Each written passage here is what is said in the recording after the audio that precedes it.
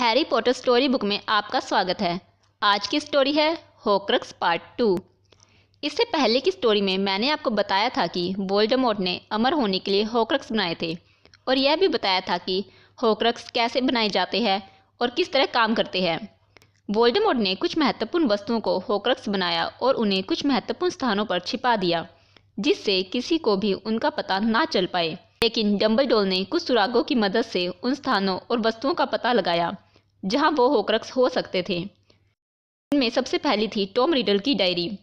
Tom ने diary को Horcrux बनाया और उसे लूसियस मैल्फॉय को दिया जिससे वो रहस्यमय तहखाने को खुलवाए और सभी यह जान सके कि वही नागशक्ति का असली वारिस है। इसके लिए लूसियस ने जिनी का सहारा लिया। जिनी को रहस्यमय तहखाने से बचाते हुए हैरी ने काल दृष्टि के दांत से डायरी को नष्ट किया था। इस तरह पहला होक्रक्स हैरी ने काल दृष्टि के दांत से नष्ट किया। दूसरा होक्रक्स टॉम ने अपने नाना मार्वेलो की अंगूठी को बनाया जिसे उसने अपने मामा मॉर्फिन से चुराया था और उसने उसे अपने नाना के घर में ही छिपा दिया। इसे डंबलडोर ने ढूंढा और गरुड़दार की तलवार से नष्ट किया। अब बारी आती है तीसरे होक्रक्स की। स्कूल के खत्म होने के बाद जब सभी यह सोच रहे थे कि टॉम जैसा बच्चा किसी अच्छे करियर को चुनेगा क्योंकि वो प्रीफिक्ट और हेडबॉय था, उसे परीक्षा में सबसे अच्छे ग्रेड मिले थे।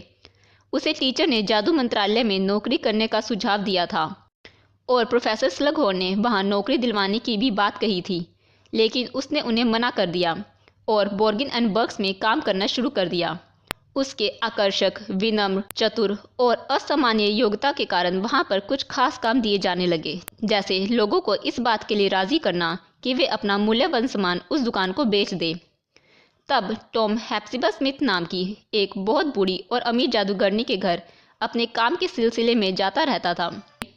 वह उस पर काफ़ी भरोसा करने लगी थी, इसलिए उसने उसे अपनी बहुत ही कीमती 2 वस्तुएं दिखाई, जिनमें से पहली थी 2 हैंडल वाला एक सुनहरा कप जो हॉगवर्ट्स के संस्थापकों में से एक माया मेहनतकश का था, क्योंकि वह उनकी बहुत दूर की वंशज थी और यह कप सदियों से उनके खानदान में था। उसने दूसरी चीज जो दिखाई वह थी नागेश नाग शक्ति का लॉकेट। इसके 2 दिन के बाद हेप्सिबा मर जाती है और इसका सारा दोष होकी नाम की उसकी घरेलू जिन पे लगता है, क्योंकि उसे लगता था कि उसने गलती से अपनी मालकिन की कॉफी में शक्कर की जगह जहर मिला दिया था। पिछली बार की तरह इस बार भी टॉम ने सामान चुराया और मारने के बाद दोष किसी और पर डाल दिया। वोल्डेमॉर्ट ने इन दोनों वस्तुओं को भी होक्रक्स बना दिया। सबसे पहले मैं आपको स्टोरी सुनाती हूँ नागेश नाग शक्ति के लॉकेट की। कहानी शुरू होती है जब डंबलडोर टॉम को अनाथ आश्रम में पहली बार लेने गए थे और वहाँ की मेट्रन मिसेस कोल ने उन्हें टॉम के बारे में बताया, जिसमें उन्होंने जिक्र किया कि वह हर साल गर्मियों में बच्चों को घुमाने के लिए जंगल या समुद्र किनारे लेकर जाते हैं। एक ऐसी ही यात्रा के बाद यहाँ के 2 बच्चे कभी ठीक नहीं रहे और वे बस इतना बता पाए कि वो टॉम के साथ एक गुफा में गए थे। डंबलडोर ही पहले प्रोफेसर थे जो टॉम को अनाथालय में पहली बार मिले थे और उसे उसके जादूगर होने की बात बताई थी।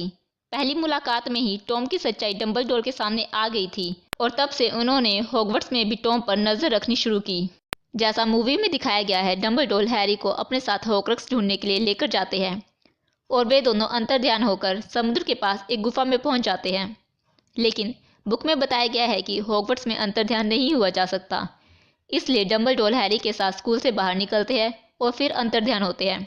डंबलडोर हैरी को एक गुफा में लेकर जाते हैं जहां उन्हें उम्मीद थी कि उन्हें कुछ मिल सकता है, और वे सही थे। यह वही गुफा थी जिसका जिक्र मिसेस कोल ने किया था।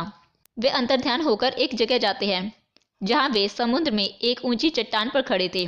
वे उन चट्टानों में बनी दरारों में से नीचे उतरे और बर्फीले पानी में तैरकर थोड़ा अंदर बाईं तरफ गए, जहां उन्हें सीढ़ियां मिली जो बड़ी गुफा तक जाती थी। डंबलडोर ने दीवारों और छत को देखा जहां जादू हुआ था।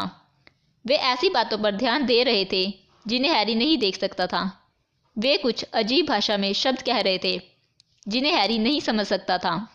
उन्होंने 2 बार गुफा में चारों तरफ चक्कर लगाया, चट्टानों को छुआ और बीच में रुककर कुछ खास जगहों पर आगे पीछे अपनी उंगलियां फेरी। उन्होंने दीवार पर अपना हाथ सीधा रखा और छड़ी से जादू करके दरवाजा खोला, लेकिन वह फिर बंद हो गया। उन्होंने फिर दीवार को देखा और एक चाकू निकाला। उन्होंने हैरी से कहा कि हमें अंदर जाने के लिए कीमत देनी होगी। हैरी ने कहा कि वो यह कीमत देगा। डंबलडोर ने उसे मना कर दिया और इससे पहले कि वो दोबारा कह पाता, दीवार पर खून के छींटे थे। अंदर बहुत ज़्यादा अंधेरा था। पहले डंबलडोर अंदर गए और उनके पीछे हैरी गया। वे एक बड़ी काली झील के किनारे पर खड़े थे और यहाँ की छत भी इतनी ऊंची थी कि नजर नहीं आ रही थी। झील के बीच धुंध भरी हरी रोशनी चमक रही थी और यहाँ का अंधेरा सामान्य से ज़्यादा घना था। हैरी ने डंबलडोर को सुझाव दिया, है आगाम्य सम्मोहन का प्रयोग करके हॉर्क्रक्स को अपने पास क्यों नहीं बुलाते हैं। इसके बाद प्रोफेसर ने हैरी को ऐसा करने के लिए कहा। आगम्य हॉर्क्रक्स कहते ही विस्फोट जैसी आवाज़ आई। साथ ही बहुत बड़ी पीली चीज़ 20 फुट दूर काले पानी के अंदर से बाहर निकली और दोबारा पानी में चली गई। इसके बाद डंबलडोर चट्टानों की जगह हवा में हाथ चलाने लगे, जैसे वह कुछ ढूंढ रहे हों। उन्होंने किसी अदृश्य चीज को पकड़ा और छड़ी से जादू किया। वह अदृश्य चीज हरे तांबे की एक मोटी जंजीर बन गई। उन्होंने इसे खींचा और पानी में से एक नाव ऊपर आ गई। उस नाव पर सम्मोहन था कि उस पर एक ही जादूगर बैठ सकता है, लेकिन हैरी अभी 16 साल का था तो वह एक नाबालिग था। वह वयस्क जादूगर नहीं माना जाता था, इसलिए वे दोनों उसमें बैठ गए और नाव अपने आप चलने लगी। हैरी ने झील में कुछ देखा जो कि सजीव लाशें थी। यह लाशें रोशनी और गर्मी से डरती थी। कुछ ही देर में वह झील के बीच में बनी एक चिकनी चट्टान वाले टापू पर थे। यह एक काले पत्थर का टुकड़ा था जहाँ से हरी रोशनी निकल रही थी। यह एक प्याला था जिसमें हरा काढ़ा भरा हुआ था और उसी से हरी रोशनी निकल रही थी। डंबलडोर ने उसे छूने की कोशिश की पर वह उसे नहीं छू पाए। उन्होंने जादू किया पर कुछ नहीं हुआ। अंत में वह इस नतीजे पर पहुंचे कि उन्हें हॉर्क्रक्स पाने के लिए इसे पीना होगा। वह जानते थे कि यही वोल्डेमॉर्ट की योजना है। इसके लिए उन्होंने हैरी से कहा, चाहे जो हो उसे इसे उन्हें पूरा पिलाना होगा। इसके बाद उन्होंने जादू से एक कांच का गिलास बनाया। हालांकि मूवी में यह ऐसे नहीं दिखाया गया है। हैरी ने उन्हें सारा काढ़ा पिला दिया, जो कि आसान नहीं था। लगभग 12 गिलास पीने के बाद यह खत्म हो गया और डंबलडोर मुंह के बल गिरे। हैरी को लगा कि वह मर गए हैं। हैरी ने गिलास को प्याले में फेंका और हॉर्क्रक्स को बिना देखे डंबलडोर को सीधा किया। उसने छड़ी उनके सीने की तरफ की और कहा, पुनर्जीवितो, और लाल रोशनी हुई। उन्होंने पानी मांगा। हैरी ने गिलास उठाया और लॉकेट पर ध्यान दिए बिना कहा, जलधारा, और छड़ी गिलास की तरफ की। गिलास में पानी भर गया, पर डंबलडोर को पिलाते समय गिलास खाली था। एक बार फिर हैरी ने कहा, जलधारा। गिलास में पानी आ गया, लेकिन मुंह के पास आते ही गिलास खाली था। अब हैरी जानता था कि एक ही रास्ता है, जो वोल्डेमॉर्ट की योजना थी। उसने झील से पानी लिया और वह गायब नहीं हुआ और उसका हाथ किसी ने पकड़ लिया। झील में से सजीव लाशें निकल रही थी। वह चिल्लाया, पूर्ण शरीर बंधन। कुछ लाशें गिर गई, लेकिन और बहुत सारी सजीव लाशें आ गई। हैरी फिर चिल्लाया, मगर कुछ नहीं हुआ। लाशें उसे उठा के पानी में ले जाने लगी। हैरी को लगा कि वह भी यहाँ पर उनके साथ सजीव लाश बनकर रह जाएगा, लेकिन तभी अंधेरे में आग आ गई और सभी लाशें गिर गई और उन्होंने हैरी को छोड़ दिया। डंबलडोर ने अपनी छड़ी मशाल की तरह उठा रखी थी। डंबलडोर ने लॉकेट निकाला और रख लिया।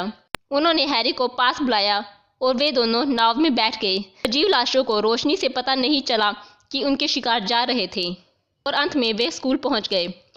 स्कूल पहुंचने के बाद स्नेप ने डंबलडोर को मार दिया और हैरी ने उनकी जेब से लॉकेट निकाल लिया। इसके बाद उसे पता चला कि लॉकेट नकली है। यह लॉकेट RAB का था और उसने असली लॉकेट को नष्ट करने के लिए पहले ही निकाल लिया था। अब हैरी फैसला करता है कि वह हॉर्क्रक्स को ढूंढेगा और नष्ट करेगा। इसमें हरमाइनी और रॉन भी उसका साथ देते हैं। यह थी हॉर्क्रक्स पार्ट 2 की स्टोरी। अब मैं जल्दी लौटूंगी अपनी अगली कहानी RAB का घरेलू जिन क्रीचर के साथ।